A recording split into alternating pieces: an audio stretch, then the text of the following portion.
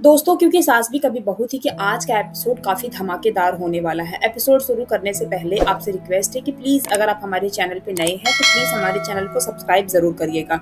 आज के एपिसोड के शुरुआत में हम देखते हैं कि मिहिर सबको बुलाते हैं और बोलते हैं कि चलो हम लोग सब लोग मिलकर होलिका दहन साथ में करते हैं और इस बार का होलिका दहन घर की लक्ष्मी के हाथ से होना चाहिए।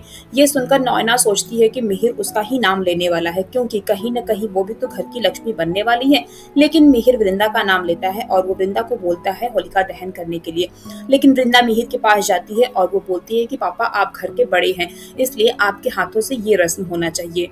ये सुनकर गायत्री बा बोलती है कि ये बिल्कुल ही तुलसी की परछाई है, ऐसा लगता है कि सचमुच ये तुलसी ही है।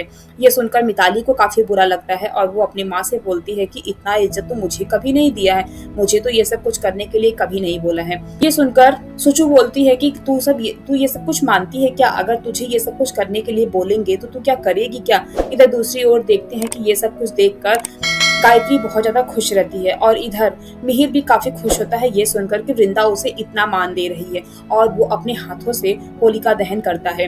दूसरी ओर हम चौल में देखते हैं कि तुलसी भी होलिका दहन चौल वालों के साथ में कर रही होती है। इस तरीके से इधर मिहिर और उधर तुलसी दोनों का ही होलिका दहन पूरा हो जाता है। इसके बाद देखते हैं कि तुलसी होलिका माता से प्रार्थना करती है कि हे भगवान, जहाँ जो भी रहे सब लोग संपन्न रहे, कभी किसी की लाइफ में कोई भी प्रॉब्लम ना आए। इधर दूसरी ओर देखते हैं कि नैना दूर खड़ी रहती है, उसके पास मिहिर जाता है और मिहिर बोलता है कि नैना, तुमने परिक्रमा नहीं किया, ये तुम्हारी आखिरी होली है ना, तुम्हारी आखिरी परिक्रमा है।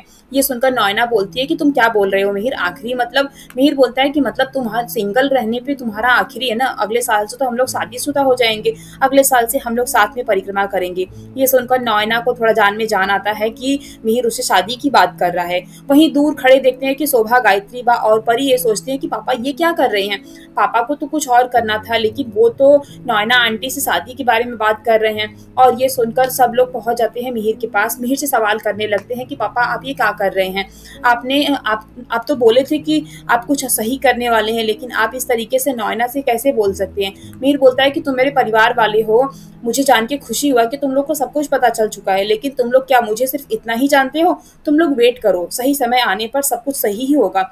दूसरी ओर देखते हैं कि चौल में तुलसी के पास में मुन्नी पहुंच जाती है और वो बोलती है कि मैं आपका गुजिया बहुत मिस करती हूँ, मुझे आपकी गुजिया की बहुत याद आ रही थी, इसलिए मैं आपसे मिलने चली आई। तुलसी बोलती है कि इसीलिए तो मैं तुम्हारे लिए एडवांस में गुजिया बना के रखी हूँ, जब भी खाना होता है मेरे पास चले आया करो, मैं तुझे बना के खिलाऊंगी, तू मेरी बेटी है।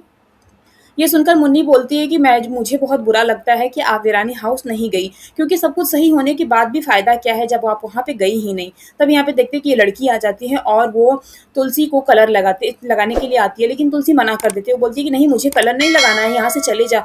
जब वो लड़की वहाँ से चली जाती है तो तुलसी का ध्यान मुन्नी के हाथ पे जाता है, जहाँ की उसके हाथ में अंगूठी नहीं रहता है और उसके साथ में राहुल भी नहीं रहता है।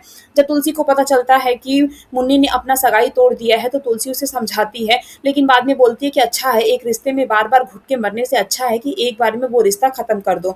दूसरी ओर देखते हैं कि होली का दिन सुबह आ जाता है।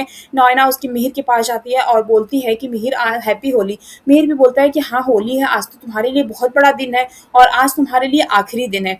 तब यहाँ पे देखते हैं कि गायत्री बा आ जाती है। गायत्री बा मिहिर को रंग लगाने के लिए बोलती है, लेकिन मिहिर बोलता है कि नहीं बा, नहीं, मुझे रंग मत लगाइए, क्योंकि मैं 6 साल से जिसके लिए इंतजार कर रहा हूँ, आज मैं उसके साथ में रंग खेलना चाहता हूँ। गायत्री बा बोलती है कि हाँ मैं समझ रही हूँ, ठीक है, तुम्हारा तपस्या पूरा हो मिहिर, तुमने बहुत कुछ सहा है इस नैना के चक्कर में। तब यहाँ पे नैना आ जाती है। गायत्री बा बोलती है कि अब मैं इसे नहीं सह सकती इस घर में। मिहिर बोलता है कि इसका सब हिसाब किताब पूरा होने वाला है, आप मुझे थोड़ा टाइम दीजिए, सब कुछ अच्छा ही होने वाला है। जिसके बाद देखते हैं कि मिहिर अपने हाथ में रंग लेता है और वो तुलसी को लगाने के लिए चौल में पहुंच जाता है। दूसरी ओर देखते हैं कि तुलसी भी चौल से निकल रही होती है, जहाँ पे सब लोग कलर खेल रहे होते हैं और तुलसी अपने पुराने दिनों को याद कर रही होती है, किस तरीके से वो मिहिर के साथ में रंग खेला करती थी। तभी यहाँ पे हम देखते हैं कि जैसे ही तुलसी जा रही होती है उसके ऊपर कोई रंग फेंकता है और तभी यहाँ पे देखते हैं कि वो लड़की सामने आ जाती है और सामने मिहिर भी आ जाता है। पहले तुलसी मिहिर के ऊपर चिल्लाने लगती है कि ये क्या तरीका है, कभी तुम मुझे फोन करते हो, कभी आके कलर फेंक देते हो, ये क्या, तुम्हें क्या लगता है कि इन बचकानी हरकतों से मैं तुम्हें माफ कर दूंगी? तभी लड़की आती है और बोलती है कि काकी इसमें मेरी गलती है, कलर मैंने फेंका था। ये सुनकर तुलसी मिहिर को बोलती है कि सॉरी, मैंने ध्यान नहीं दिया था। तभी यहाँ पे देखते हैं कि मिहिर के हाथ से कलर जाता है और वो तुलसी के सर पे सीधे गिर जाता है, जहाँ पे हम देखते हैं कि तुलसी की मांग में सारा कलर भर जाता है। जिसके बाद मिहिर देख के हंसने लगता है और वो बोलता है कि तुलसी, भले से तुम मेरे साथ में नहीं रहना चाहती, लेकिन तुम्हारे ठाकुर जी की लीला भी अपरंपार है। देखो ना, तुम्हारा और मेरा तलाक हो चुका है, लेकिन मेरे नाम का कलर आज भी तुम्हारे मांग में सजा हुआ है।